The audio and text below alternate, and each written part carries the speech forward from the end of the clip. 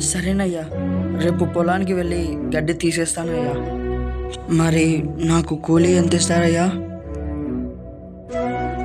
పోనీ నీ కథ చెప్తా. ఇంట్లో పరిస్థితులు అసలే బాలేవు.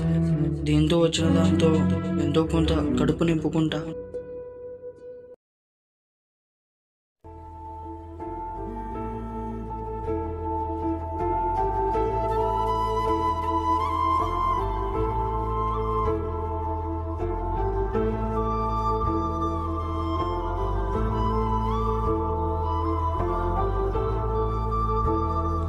అయ్యా, నా పని అయిపోయిందయ్యా. గడ్డి మొత్తం తీసేసావా? మొత్తం తీసేసానయ్యా.